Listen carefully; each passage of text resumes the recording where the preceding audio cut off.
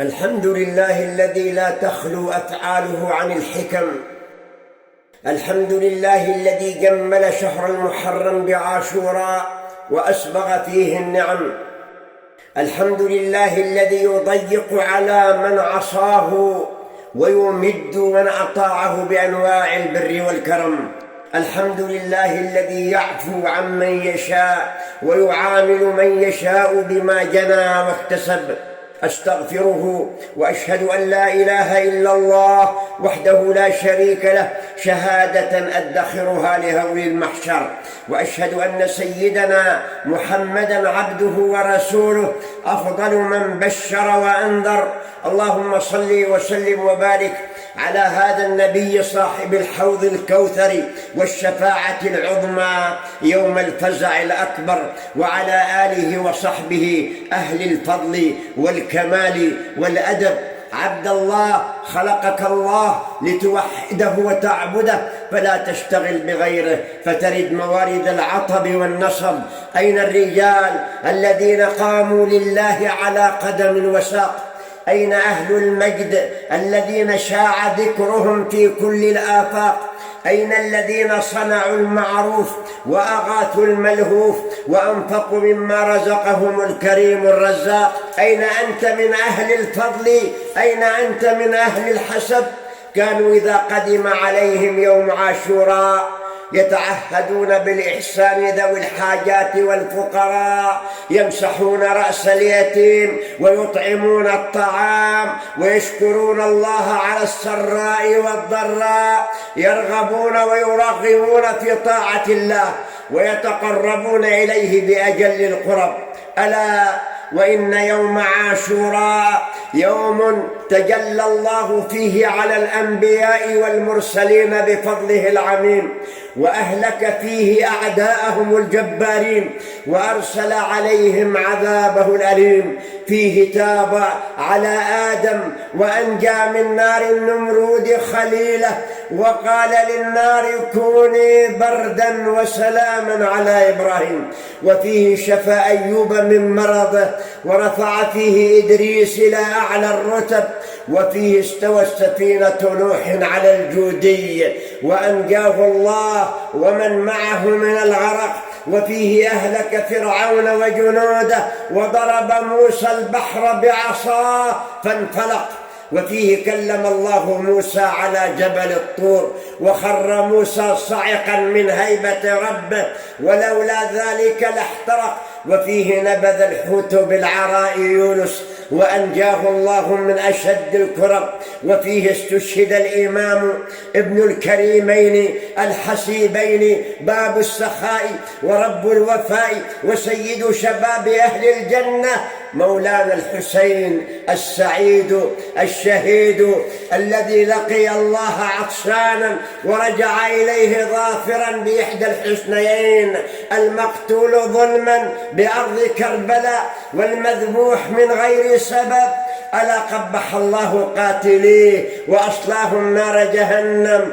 ألا أضمع الله أكبادهم وأحرق فؤادهم يوم يرد الواردون حوض جده المصطفى صلى الله عليه وسلم.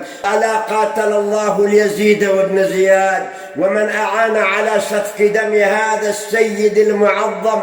ألا سقى الله من الحميم وحرم من جنة النعيم قوما آذوا ذرية سيد العجم والعرب.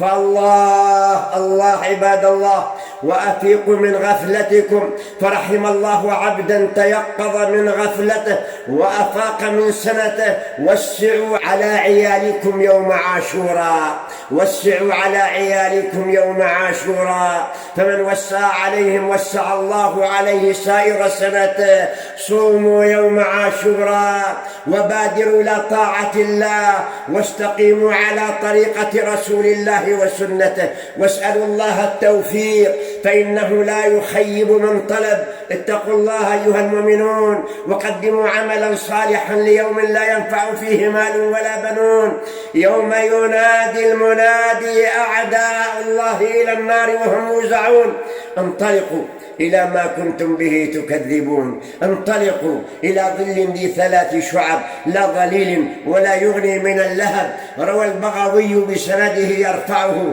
إلى أم سلمة أنها قالت: كان جبريل عليه السلام عند النبي صلى الله عليه وسلم والحسين معي فغفلت عنه، فذهب إلى النبي صلى الله عليه وسلم فأخذه النبي صلى الله عليه وسلم وجعله على فخذه، فقال له جبريل عليه السلام: أتحبه يا رسول الله؟ قال الحبيب المصطفى: نعم. قال: إن أمتك ستقتله، وإن شئت لأريتك تربة الأرض التي يقتل بها.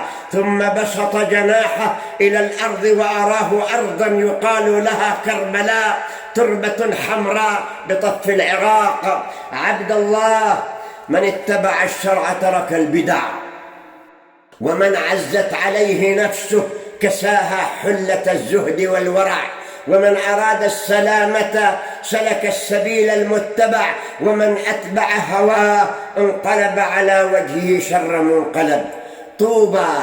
طوبى لعبد اهتز قلبه لذكر ربه وقدم خيرا حتى يجده محضرا بين يديه. طوبى لمن ذكر نفسه ما قدمه وناقشها الحساب حتى عرف ما له وما عليه. طوبى لمن اشترى الآخرة بالحياة الدنيا وعلم حقيقة ما هو صائر إليه. والويل ثم الويل لمن أعرض عن ربه وباع آخرته بدنياه فخسرت تجارته وباء بمقت وغضب. كساك الله أيها العبد حلة الإيمان فلا تدنس بالذنوب بهجتها.